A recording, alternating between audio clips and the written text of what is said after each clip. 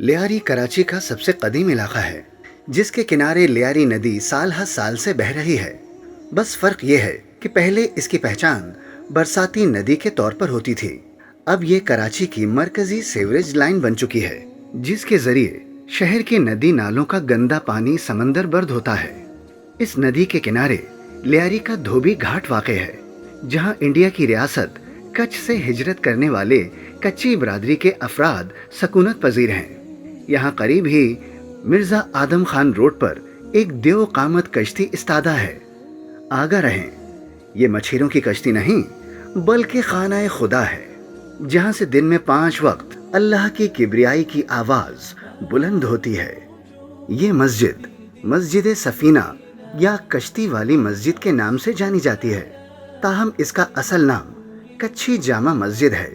مقامی افراد کا کہنا ہے کہ یہ مسجد 130 سالہ قدیم ہے۔ اس مسجد کو سب سے پہلے انگریز دور میں یہاں رہائش پذیر کچھی برادری کے مزدوروں نے بنایا تھا۔ موجودہ تعمیر اس کی تیسری تعمیر ہے جو مکمل طور پر ایک کشتی کی شکل میں کی گئی ہے۔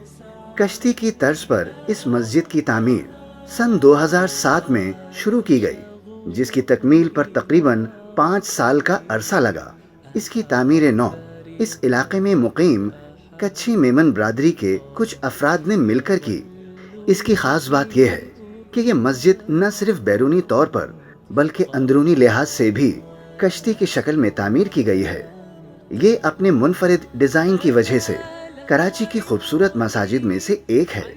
اس مسجد کا نظارہ لیاری ایکسپریس وے سے گزرتے ہوئے بھی کیا جا سکتا ہے۔